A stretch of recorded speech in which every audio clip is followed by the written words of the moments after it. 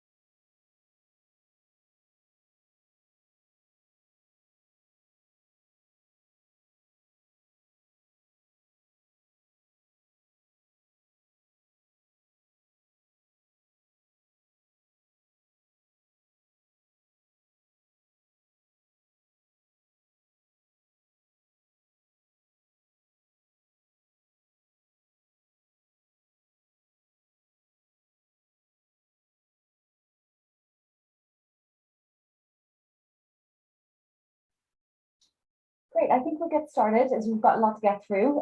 Good afternoon and good morning, everyone, and welcome to the latest WGI webinar on wage levels and pay gaps. My name is Anya Clark, and I'm the Investor Engagement Manager for the Workforce Disclosure Initiative, and I'd like to thank you for joining us today ahead of the UK's Living Wage Week for this important and highly relevant topic. I'm so pleased and excited to be joined by four fantastic speakers, all with years of experience as researchers, engagers, practitioners in the field of worker pay and benefits and how they relate to the performance and well-being of the business, the workforce, the economy and society as a whole. Rachel Hargreaves, Senior Project Officer at Share Action's Good Work Programme, an investor coalition focused on promoting good work standards, including the living wage, tackling insecure work and action on diversity and inclusion. Rachel Kay, researcher at the High Pay Centre, a UK think tank, carrying out research and analysis on issues relating to top incomes, corporate governance and business performance. Frank Wagemans, Senior Engagement Specialist at Ftse Investment Management and founding member of the Dutch Investor Coalition platform Living Wage Financials. And Christina Brown, Senior Vice President Total Rewards at MasterCard, a long-time WGI disclosing company and leading company in pay transparency. Just a little bit of housekeeping before we begin. Please do keep yourselves on mute for the session. We are mindful that most people may be at home and interruptions might happen from children and pets, etc., and that's okay. We will have 15 minutes for audience Q&A and panel discussion at the end of the session, at which time, if you are comfortable unmuting yourself to ask a question, please do so. Otherwise, you can write your question in the chat box as we go through the session. My wonderful colleague Rosie McKenzie will be on hand in case of any technical challenges. So if you're experiencing any difficulties, please do contact her and she will hopefully be able to help. Finally, this webinar is being recorded for those who couldn't make it today. So I'm really excited about the depth and breadth of the topics that we'll be covering in today's session. The panel will discuss the aspects of their work and findings related to four interrelated aspects of remuneration and wages and how they affect wider systemic issues. And we will talk both in terms of company disclosure and practice. But I think it's really important that we address what you'd also like to get out of the session today. So I'm going to launch a poll. Hopefully it will all work for me, for you as well. You can see, you should be able to see the poll here. Unfortunately, panelists and hosts can't vote. But if you could just take a bit of time, you can pick two priorities that you'd like to see discussed and get a better understanding of, and we will bear those in mind as we go through the session today.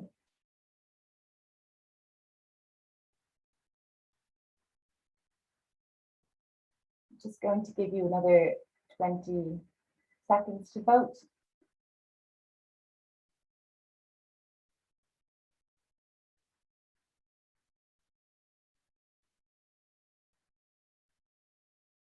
Okay. All right. And I'm going to end the poll now. And the results are in. You should all be able to see that. So better understanding of company best practice on remuneration is the priority, alongside better understanding of investors' approach to wage levels, and the latest research on wage levels and pay gaps as well. So we will discuss all of these topics as we go throughout the session.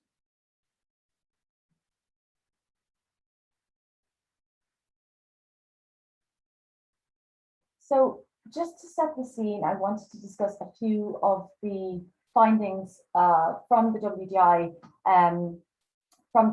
data set in 2020.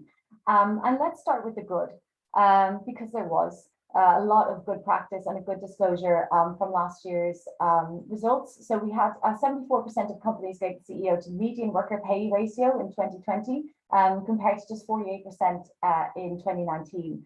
And very promisingly, US companies were leading the way when it came to disclosing this data, with every US company providing the CEO to median worker pay ratio. So this is likely influenced by the fact that there has been mandatory disclosure on the state in the US since 2010.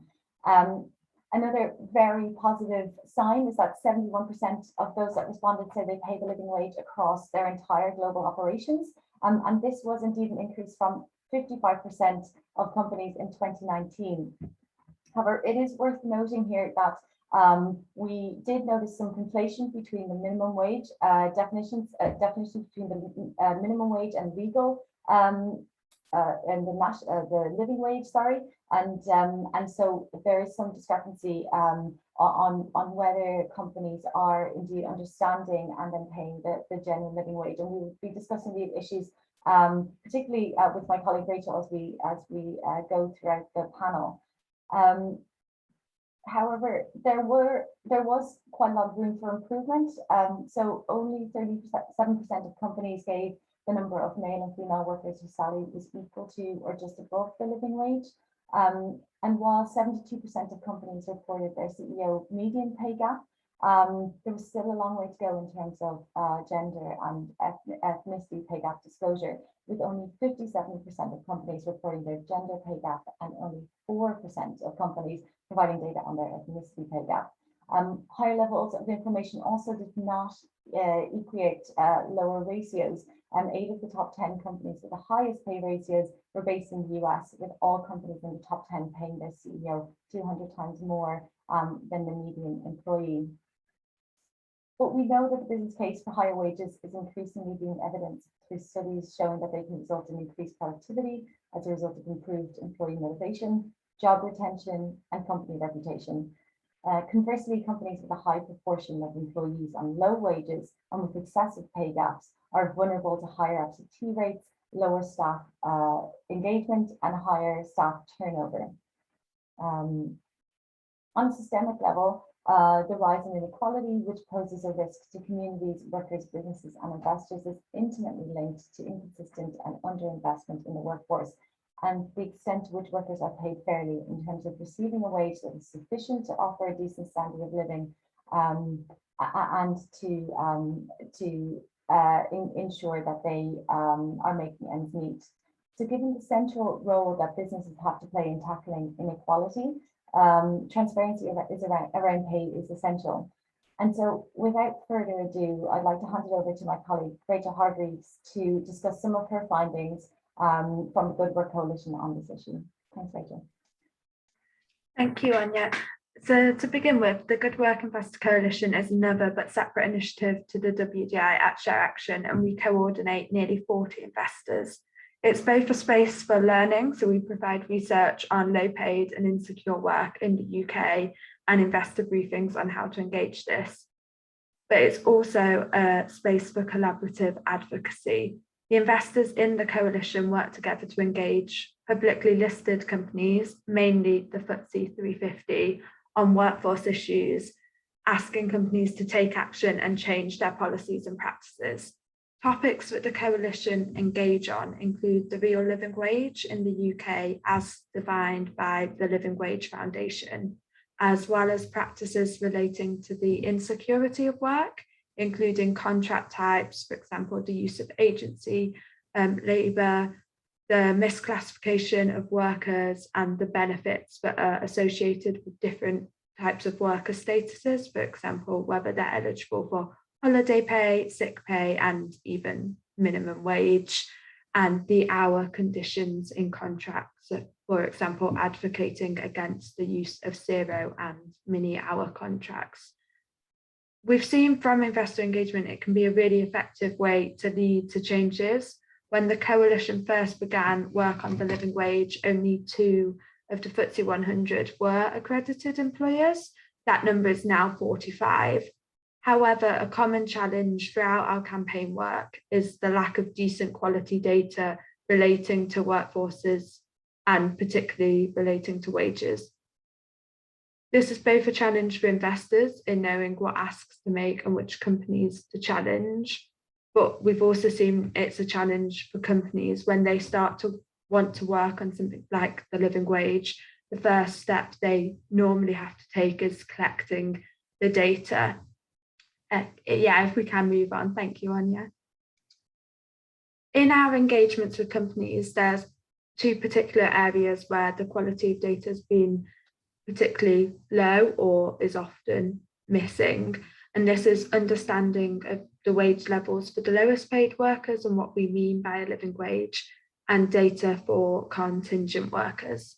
So starting with the first point on understanding the wage levels for lowest paid workers, often companies have a less clear view of the wages and contract terms for lower paid workers compared to higher paid workers. And this has been backed up by the WGI findings.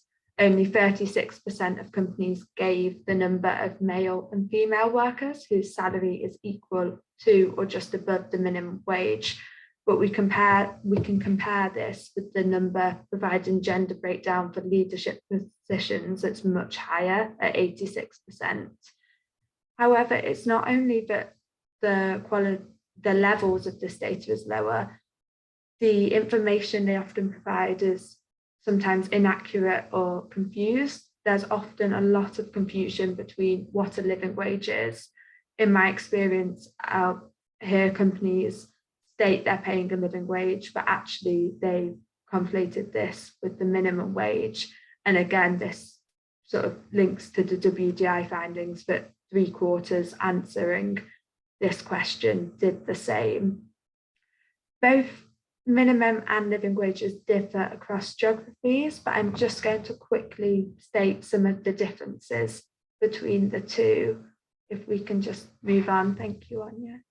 So generally, the legal minimum wage is set by governments and is a statutory requirement, whereas living wages can be established in different ways, including focus groups and independent commissions, and the living wage is paid voluntarily by employers. The legal minimum wage is set to be a basic floor. It's calculated differently across different locations. At the moment, the UK government, for example, sets the rate with an aim to meet 66% of median earnings by 2024. It can be set at quite low levels. Some governments don't want to affect labour markets or incur opposition from employers. On the other hand, the living wage is calculated on the cost of living. Methodologies do vary, but a key principle associated with the living wage is that of dignity. Living wages enable individuals to play a full part in society, not just survive, and elements of a decent standard of living that can be put into the calculation include food, water, housing, education, healthcare, transportation, but also other things such as enough to get by in terms of unexpected events or a gift for your child's birthday, for example. I said we've found quite a lot of confusion when engaging on this in a UK context, And we're hearing from more and more investors that want to engage on this at a global level. But to do this, it's having clear data is really important.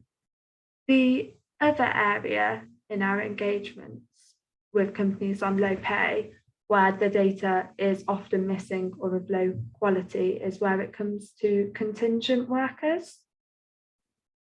And if Anya, we can move on. Thank you.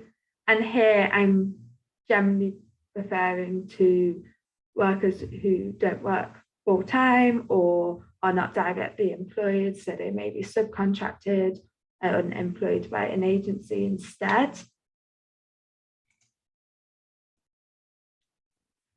When engaging companies on the living wage, it's not uncommon for companies not to be able to share and know the wage levels for subcontracted workers, especially in the initial engagements. They'll often know the amount they pay for a contract for a service, such as cleaning or security, but they may not know the actual pay rate that the workers received. And this was backed up by the WDI again, where data disclosure was lower for contingent workers, with no US company providing information on their contingent workforce, and less than a third of companies overall provided data on the number of non-employee direct operations. And then nearly half of the respondents can explain how they were working to improve wages for these workers. For both companies and investors to work together to tackle low pay, this is a really important area to tackle, as often outsourced roles are some of the lowest paid. Research by Eurofound shows that in Europe, contingent workers have been found to be at a higher risk of poverty than those who are directly employed. Additionally, quite often data on this workforce doesn't get captured by other things. So, for example, in the UK, reporting requirements for the gender pay gap and CEO pay gap excludes subcontracted workers, which also skews the figures and understanding of sort of how much low pay is within a company's operations. And then finally, we're increasingly hearing from both investors and companies that they want to improve diversity and inclusion within companies, and this includes reducing gender and ethnicity pay gaps. And these are obviously complex problems to which there's not one solution, but they are interrelated with the issue of low pay. So companies or investors wanting to work on this issue also need to collect data relating to the lowest paid. So within the contingent workforce, women are most likely to be in low paid roles. I think the WDI respondents, there were 3 times as many men working as independent contractors than women, which are the higher paid contingent roles. And then if we look globally, still on average, women earn 20% less than men. And in the UK, women are more likely to be working for below the living wage than men as well, at 24% and then 18%.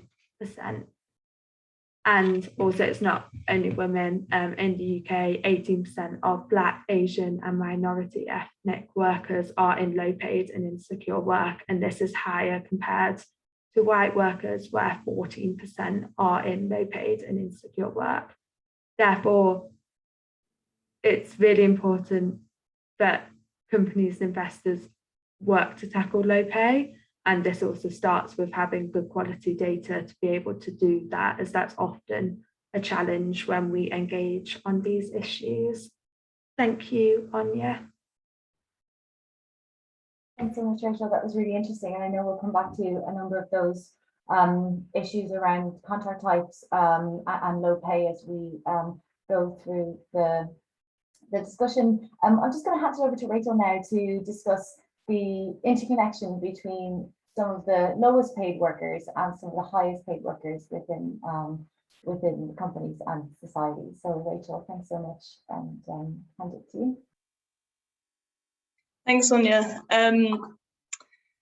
So I think we're probably all here because we agree that there's a strong business case for paying workers fairly, and also that low pay is a big issue in the UK. So I won't spend too long talking about that. I think probably the next two panelists will discuss that. But just to say, I mean, one example that really demonstrates this at the moment is the worker shortages we're seeing in the UK. And there's some really interesting recent research by UK think tank Autonomy and the shareholder advisory firm PERC, where they've surveyed workers in the transport and logistics and care and hospitality industries. And they found that 40% of workers are considering leaving their jobs in the next 12 months. And that one of the main reasons for this is low pay. So that just highlights one of the sort of reasons why there's a big business case for paying workers fairly. But as Anya said, I'm going to be looking at the connection between high and low pay. So if we agree that low pay matters, there's maybe more of a debate around whether high pay matters. And you often hear commentators saying that, well, criticism of high pay is just the politics of envy, and what we should really be focusing is low pay. But I would actually argue that the two are deeply connected, and that consideration of executive pay is essential to addressing low pay. And I think it would be useful just to provide a bit of context for why we're seeing the particular types of pay practices today that we are. And so I'm going to very briefly discuss some of the structural sort of historical reasons behind this. And then I'll also go on to discuss the pay ratio disclosures, because that's one thing that the High Pay Centre has been looking at over the past year. So firstly, it's important to say that there's nothing inevitable about the pay gaps between companies that we're seeing today. So within the UK's largest companies, the gap between pay for the average worker and for the CEO has grown hugely since the 1980s. Prior to the 1980s, so during the post-war period, the gap tended to be around 10 to 20 times between the average worker and the executives, whereas the High Pay Centre's research has found that in 2019, the average Ftse 100 CEO received around 120 times the pay of the median UK worker. And Anya was saying in her presentation that some of the top ratios are sort of around 200 times. So we need to ask why this gap between workers and executives has grown so much. And to understand this, I think we need to go back to the 1980s, where policy decisions in the UK and the US brought about a widespread deregulation of finance. And since those developments, we've witnessed an increase in the influence of short-term financial motives throughout the economy. And so that includes within non-financial companies as well. And that deregulation of finance has meant that those with capital have found it easier to make money through financial activity than through actually producing goods or delivering services. So we've seen a shift away from investment and towards speculation. And as a result, wealth creation has been occurring increasingly through extractive activities like real estate and private equity, as opposed to what we'd understand as productive activities.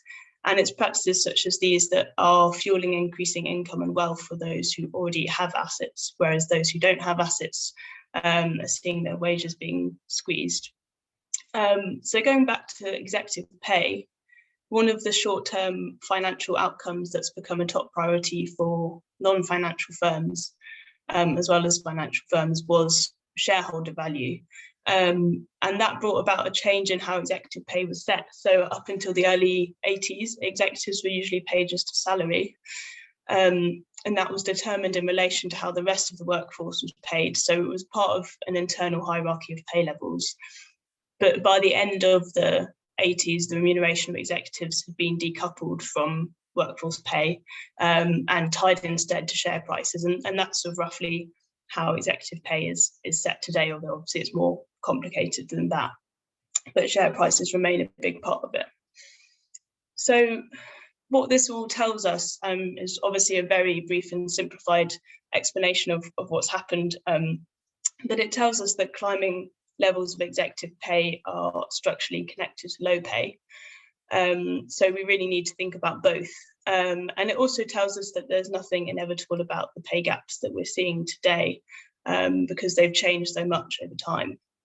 And so what we need to be thinking about is how can companies shift away from this prioritization of short-term financial performance and towards the long-term sustainability. So going on to pay reporting now, in order for investors and civil society groups to push companies to prioritise their workforces and to deliver greater pay equity, we need more comprehensive disclosure on wage levels and pay gaps across the whole workforce. And disclosure also allows us to identify examples of good practice and highlight those, so that companies can see that there are practical ways to improve their pay practices. So one relatively new disclosure-related development that the High Pay Centre have recently published research on is the pay ratio reporting. I'm sure many of you will be familiar with those regulations. They came into effect in 2019 and they require all UK listed companies with over 250 UK employees to publish the ratio between their CEO and their median employee, as well as the workers at the upper and the lower quartile of the workforce. And this is a really welcome development and one that we've campaigned for. But there are definitely issues, gaps in the reporting, which echo those identified by the WDI findings and also what Rachel Hargreaves was saying in her presentation. So the first main issue, which Rachel mentioned, is that pay ratio disclosures don't include contingent workers. And this reflects the wider lack of information on contingent workers and company reporting more generally. Contingent workers, especially agency workers, are often the lowest paid and have the least secure contracts. And they're also vital to the company's operations and make up often a large proportion of workers. So the lack of reporting on this is a serious gap and should be a source of concern for investors, given the risk that it poses to the company. The second issue to highlight is that reporting on direct workers isn't granular enough. That's also something that Rachel mentioned too. So we don't know what the lowest earners are being paid. We only have information on the 25th percentile worker, and there also could be a lot more on high earners. So the pay ratios give us the remuneration of the employee at the 75th percentile of the workforce, and obviously that of the CEO, but we don't have any information about the earners in between. And companies spend a large amount on top earners beyond just the CEO. So this is a question of resource allocation, which investors should be taking an interest in. And then there's also the fact that knowing more about spend on top earners would give stakeholders a better idea of the potential to redistribute earnings within a particular company. So ideally, we want these disclosures to be mandatory, and we definitely encourage companies to disclose as much wage level data as possible. But whilst regulation and disclosure are really important, the extent to which greater corporate transparency actually guarantees better employment practices is definitely up for debate. And then there's also the issue of non-listed companies being not subject to the same regulation requirements as listed companies. So our view is that alongside pushing for greater transparency, it makes sense to encourage companies to establish robust employee voice mechanisms and overall greater workplace democracy, because this ensures that there are internal structures in place to provide scrutiny of employment practices. And in this respect, trade unions are a particularly effective way of doing this because they're designed to represent and listen to workers in all parts of the company. So if a company has a robust employee voice mechanism in place, then investors can have greater certainty that a company is treating its workforce well. So it provides a sort of a mechanism for investors to have faith in the bigger picture of how the workforce is being treated. So we'd like to see investors pushing companies to engage with unions or to establish other mechanisms for collective worker voice. There's obviously a lot more to say about this question of what can be done to ensure fair pay. So I'm looking forward to hearing the views from the other panelists and also from the audience later on. Thank you.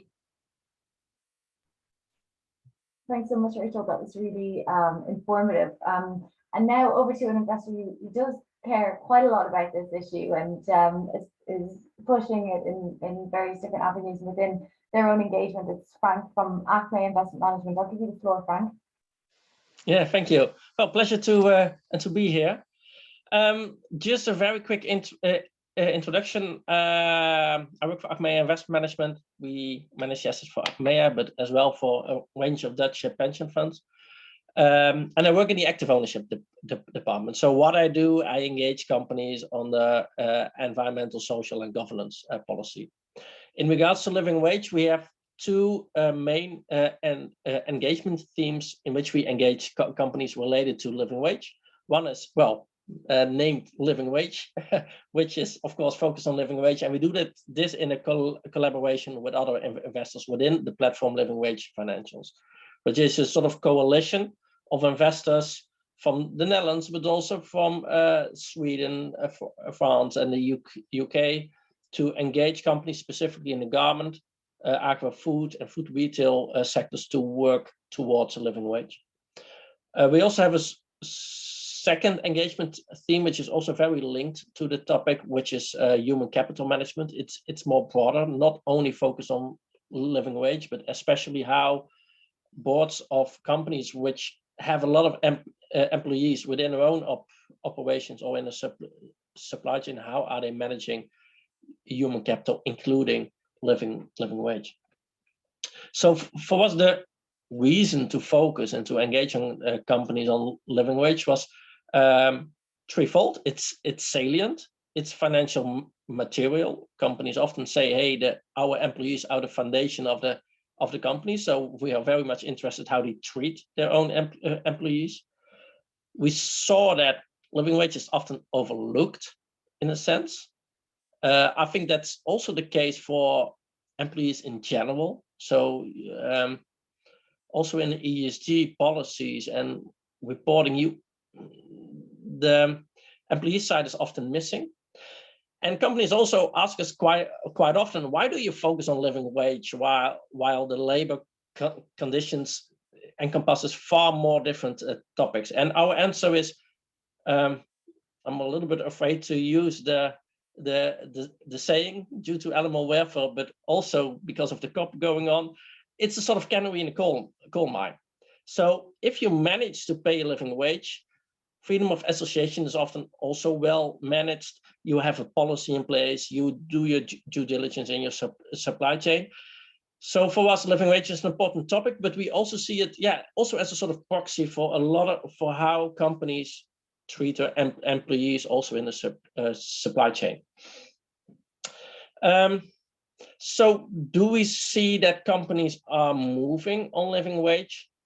It's still early days in a sense. If you compare it to climate, living wage is still in a very early phase. Especially 1 or 2 years ago, we often still had to explain companies that a minimum wage is not the same as a living wage, which is of course pretty basic.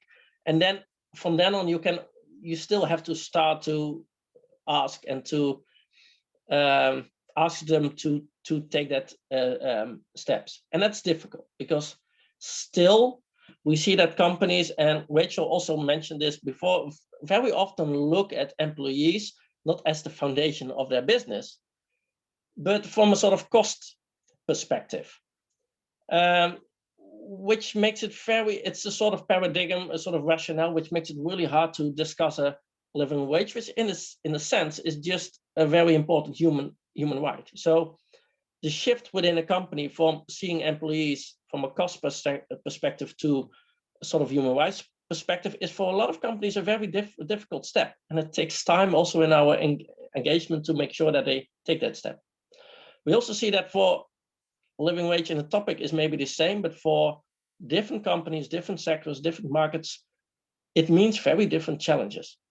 So it is different for a company which has only one supply chain compared to companies who have several ones, companies who are active only in one market to being active worldwide, having a very high paid employees to low paid employees. We see that for platform Living Wage Financials, for example, garment and food retail, the challenges are, there are some similarities, but in general, it's also very different. and also for some companies more difficult than for other companies. Have you seen it changing over the years, how companies view living wage? I think yes. So also in the report we published last Thursday with the platform Living Wage Financials, we see progress. We see it for garment, for agri-food, for retail, on which I'm specifically focused. We have seen some companies making true commitments for paying a living wage for their own operations. Carrefour is, I think, a very positive example, but still a lot of work to be done, because we see that if in the end you get a company to acknowledge that they should pay a living wage, they still often don't have insight in their own operations, in the supply chain. So we see a lot of companies just struggling to get those data. We see, fortunately, some companies starting pilots in specific supply chains or in specific markets, but we see companies struggling to scale up the pilots and to develop a sort of strategy which translate all their markets to all their own operations, to their all supply chains. And we see often that, fortunately, the CSR departments and the HR departments are increasingly involved. It does not always trickle up to higher management, to the board. And you need the board to, well, to get the capacity, to get the funding, to get things going within the organization. So also for us as investors, one of the main goals is to get this on the agenda within the strategy, within the KPIs of the board. And for some companies, that's fortunately working. For some, it's still a struggle. I think it's also important to acknowledge, but there's also something we see in our engagement, and it's a challenge for us as investors, that living wage is seen from a very different perspective comparison, for example, the US and Europe. In Europe, more and more companies take a more of normative perspective. They acknowledge it's a human right. They acknowledge it's not about costs and efficiency. It's just something they should do, which helps us. And as investors, you don't have to explain it. In the US, it's still often seen as a living wage is seen by some as a sort of political term. It's part of the political debate, which makes it difficult for investors as well as companies to get that conversation going. And it's still often seen from an efficiency perspective. So two years ago, a company said, yeah, we would be willing to pay a living wage. It was a garment company. If our workers managed to make 20% more shoes, we will be able to pay them 20% more. And that's the sort of rationale which is still very present, especially in the US market. And it changes the debate, but in general, I think that rationale makes it difficult to have a very solid foundational conversation on the living wage. I think also for us as investors, we see, fortunately, more companies saying, hey, we want to move, but we do not know how. That facilitates the engagement. That's something we can solve. We can discuss with them. We can give them best practices. We also see companies that are not willing to move. And I think for us as investors and the whole investor community, the big challenge is how will we be able to escalate if necessary? Can we bring this forward on the AGM with ESG resolution and truly be a little bit more forceful if companies are just not willing and able to move? So I think I pause here just to sum up. We see it also for investors increasingly on the radar. We see, fortunately, companies moving, but this is still a lot of work to be done to get this on the radar, to get the right data, to help the companies that are willing, but also to, well, not only nudge, but also push companies that are not willing to move. So thanks.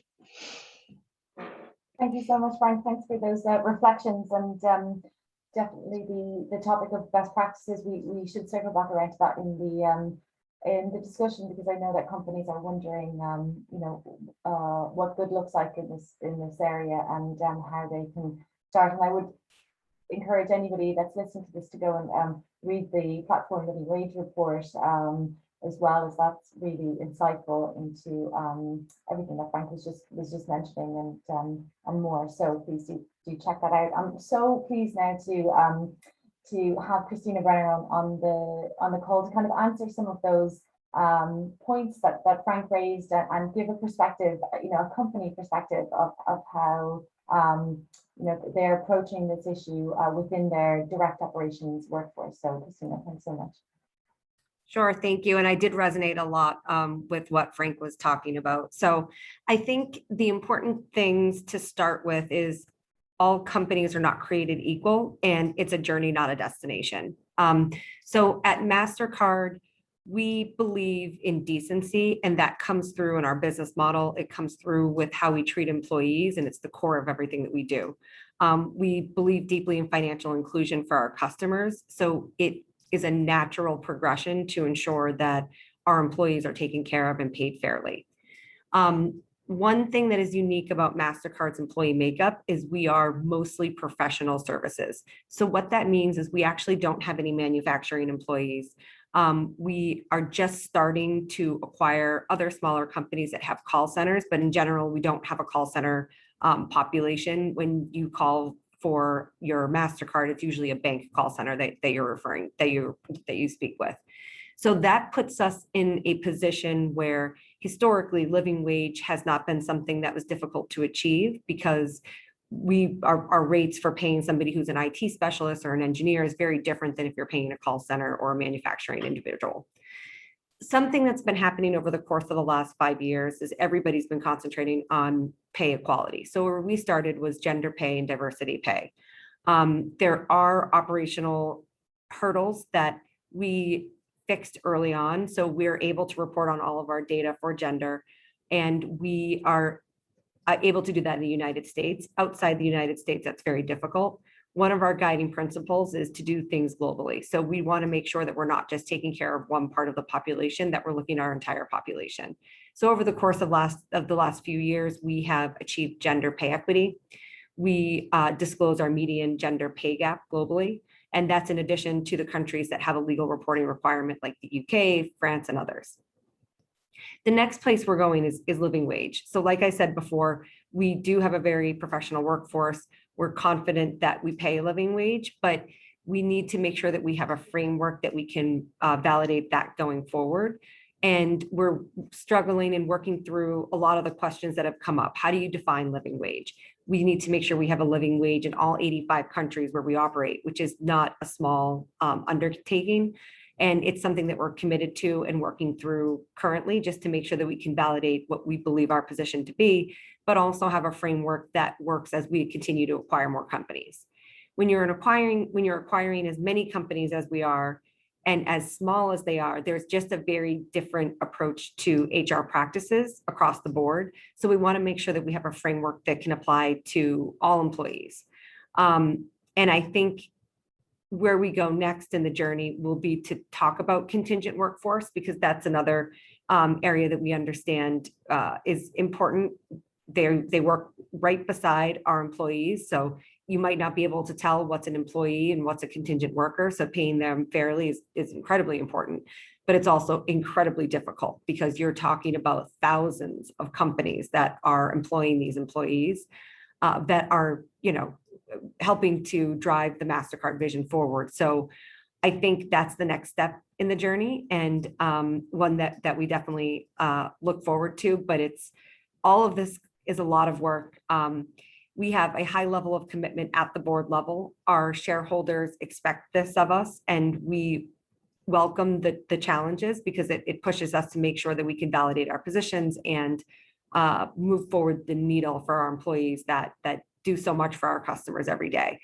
But I think just to summarize the MasterCard journey, it's still ongoing. I think we've done a lot of great work. It's been incredible to be a part of. It's been incredible to see the board support and the board expectation of management, and management's welcoming of that those expectations and living up to them. We just recently this year put ESG metrics into our executive bonus program, which included a median pay gap calculation. So I think we'll see things like that continue as we go forward. And I think we'll have a different different story to share even in 2 to 3 years. Thanks, Christina. Can I just pick up on one thing in terms of the disclosure versus action piece, and how important the transparency is for the overall kind of mastery of overall strategy in this. Does one feed into the other? And yeah, how do you? I mean, obviously you've been involved in the WGI for a number of years. Yeah, maybe speak a little bit about that. Yeah, we are committed to transparency. So when we do even the WDI surveys, we want to make sure that we're being transparent to the best of our ability. We've been disclosing our median, we've been disclosing our pay equity number for probably 4 or 5 years now. So we were one of the first 3 companies in the United States to put that out there. And we do it and we disclose it. So there's nothing really that is hidden behind the scenes. So we are committed to transparency. It's important for our employees, for our shareholders, and to hold us accountable as well. Thanks so much, Christina. I know we have a number of questions in the Q&A. So Rosie, are you happy to administer, or should I go through the questions? Do either. Maybe I'll just take the one from Janet first. I could Janet, unmute myself. No worries, Rosie. I was going to just go to Janet first, who's happy to who raised a hand, and I was happy to speak. So Janet, can you unmute yourself?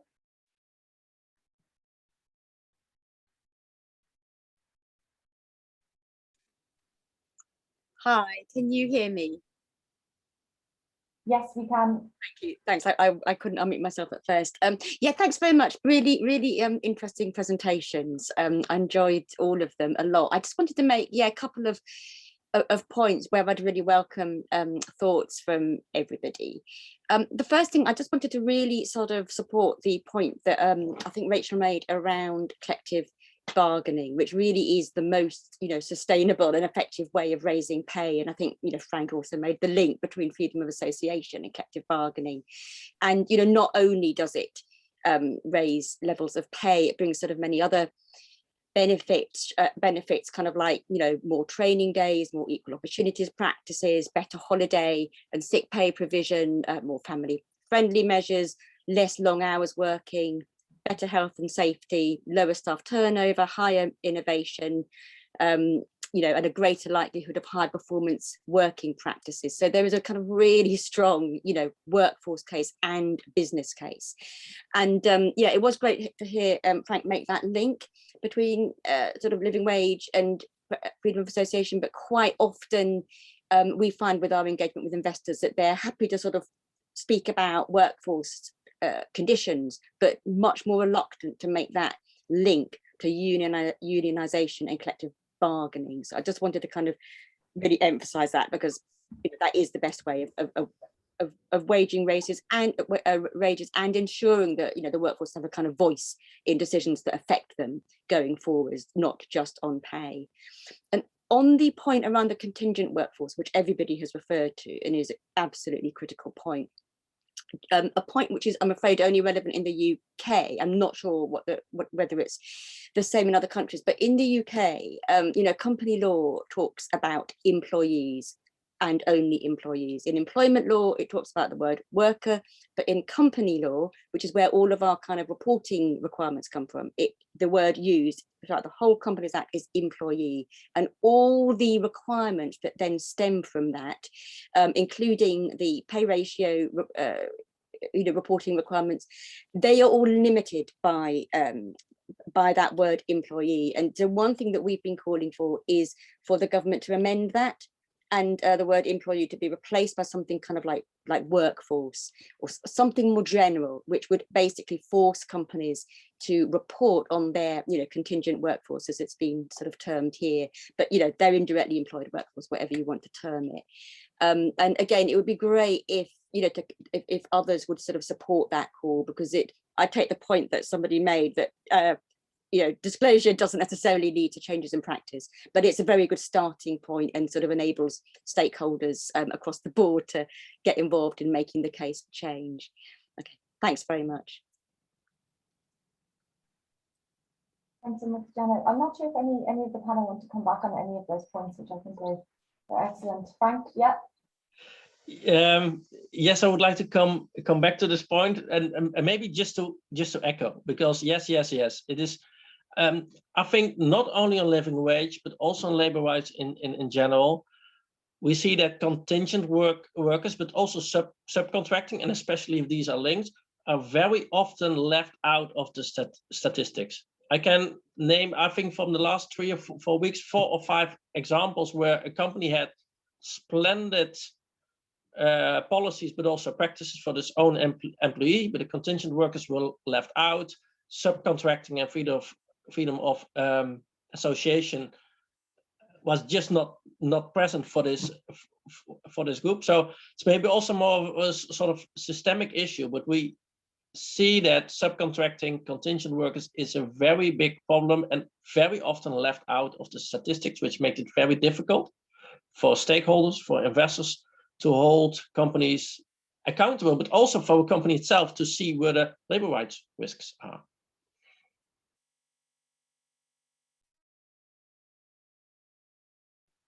Thank you, Frank. That was really informative. I have a question here about the methodology for understanding which living wage frameworks to use in each market. And I know that Platform Living Wage Financials have done quite a lot of work on this.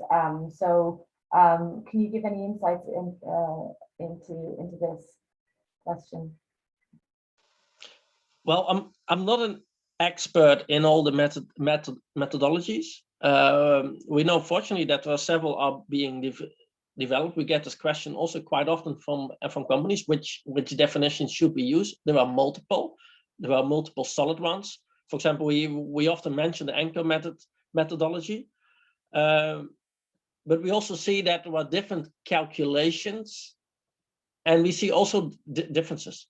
And that is just for companies a struggle. They just want to have one wage. This is a living wage in this market. This is how I should proceed.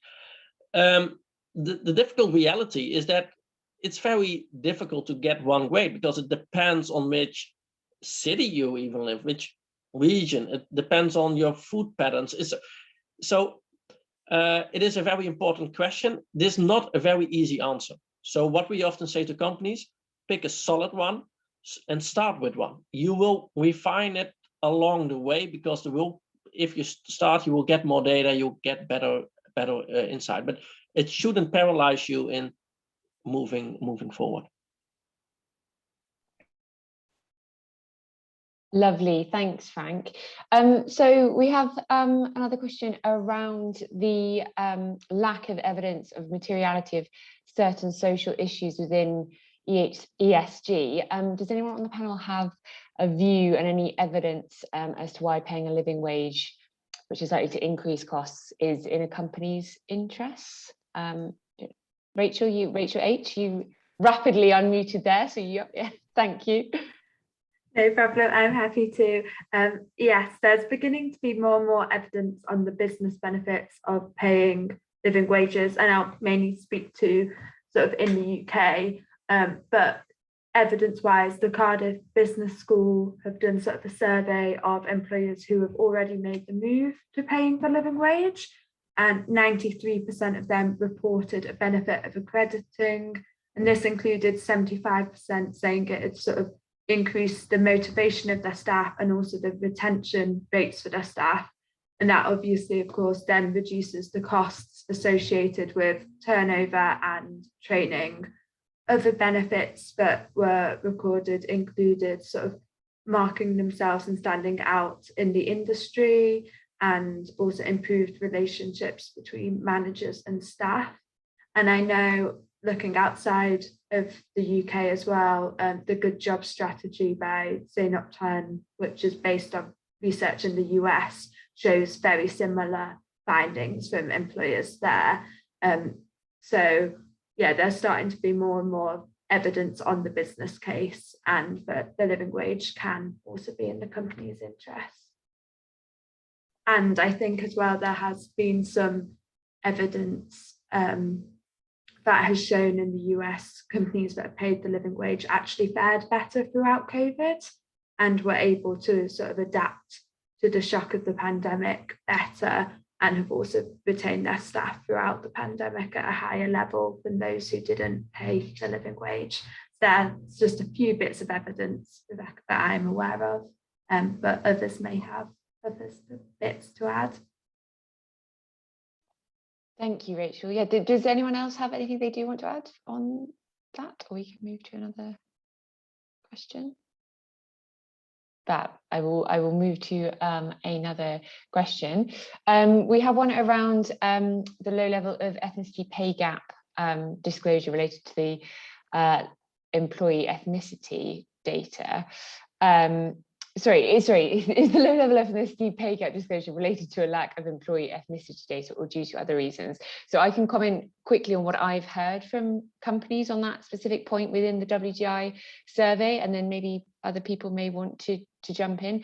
But really what we hear from companies is that they feel they can be quite restricted in certain jurisdictions where that kind of data may be prohibited. There are sometimes ways around that. Like we know there are in lots of European countries. We had a webinar about ethnicity data and the issues around that earlier in the year. So if anyone's interested, that we had an EU expert on, and that was really, really interesting. But also combined with the fact that therefore it tends to be self-reported information, and it's inherently quite sensitive, and therefore companies feel it's probably quite a partial data set, and they're not very comfortable using that as a representation of their whole workforce. So that's the kind of thing we're hearing from the companies taking part in the WGI. I don't know if anyone else has anything they want, any of the panel. Christina, you want to add something? Yeah, the other thing that I'll say is culturally, even if it is self-disclosure, there are many countries where the employee base just will not do it. It's just not something that they're comfortable with. And there are a lot of countries where it's not relevant, as it is in more diverse background type countries like the UK, US, some countries in Africa. So it just depends on, there's a big cultural aspect to it that even if we wanted to, our employees may not be comfortable, or they just may not want to do it. So there's a cultural hurdle that is outside of the company's control that needs to be crossed at some point. Lovely, thank you, Christina. Yeah, very good points. Definitely worth making. Lovely, we've probably got time for one more question. So let's dive into a bit around when engaging with companies on executive pay. The question says, we often hear that increases levels of pay are required to be competitive. Given that this tends to be the market norm, how do we think investors can engage on this point? Frank, I'll probably come to you in the first instance, if that's okay. But I think anyone else can chip in afterwards. Yeah. Oh, sorry, Rachel Kate does afterwards. Great, thank you. Sorry, Frank, you first, and then I'll move to Rachel.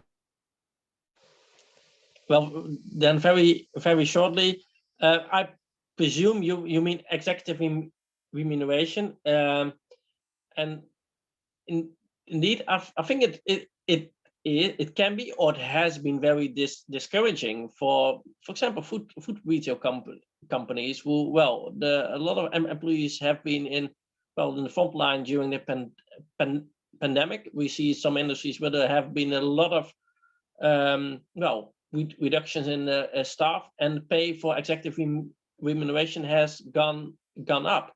So to also the point Rachel mentioned, like linking the the payment of employees with executive management is a very logical thing, and also puts a little bit more skin in the game for executive management in relation to labor rights and pay level. Perfect. Thank you, Frank. Rachel Kay, do you want to quickly probably have the last word? Very quickly. Yeah, I understand the point. There's definitely a collective fear that we've also noticed when we've been engaging with business leaders and remuneration committees, sort of fear around retention of executives. But the first thing I'd say is that there is a big variation in pay within the Ftse 100, say, and so that does suggest that it's possible to exercise pay restraint and not lose your top executives. And then I'd also say, actually, you shouldn't need to offer millions of pounds to someone to attract top talent, because if you look at, say, top civil servants who have a huge amount of responsibility, they're paid in the hundreds of thousands, and they're still in the top, at least in the top 5% of earners.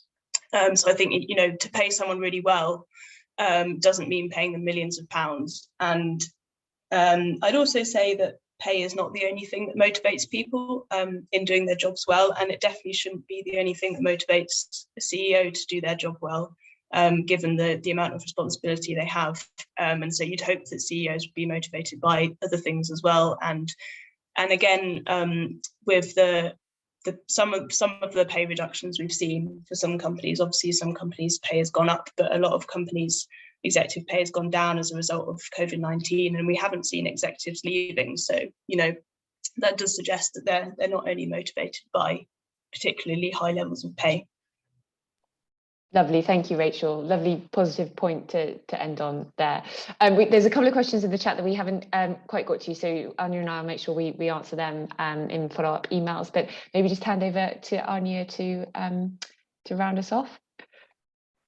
Thanks so much, Rosie, and thanks for being on hand for the questions. That was great. Yeah, I just, if you want to learn more about this topic, I know that the Good Work Programme are hosting a global living wage event next week. Rachel, do you want to just introduce that in the next 30 seconds? And yeah, and then we can let people go. Thanks so much. Thank you, Anya. I'll just put the link in the chat now. But we'll be talking about a lot of the challenges we've covered today around there not being one methodology and how a corporation can look at this on a global level when it's so difficult. And we're partnering with the Living Wage Foundation and the World Benchmarking Alliance, as well as UN for Global Compact. So hopefully it'll be a really interesting session, and it's open to sort of investors, companies and other NGOs in this space. So I'll put the link there now. Thank you. Thanks so much, Rachel. And we'll follow up with those details in an email as well to those who registered and attended the first day session with the recording. So yeah, just all that's left for me to say is thank you so much to everybody who participated and who shared their thoughts and insights onto this topic. As I mentioned, it was a lot to cover within the hour, but do follow up with us individually if you'd like more information on any of the things that we've discussed today, and keep an eye out for the next webinar in the WGI webinar series as well, which we will give you more details on in due course. So thanks so much once again to the wonderful panel and all the audience who attended, and have a lovely rest of your day. Thank you so much. Bye-bye. Thank you. Bye-bye. Thanks.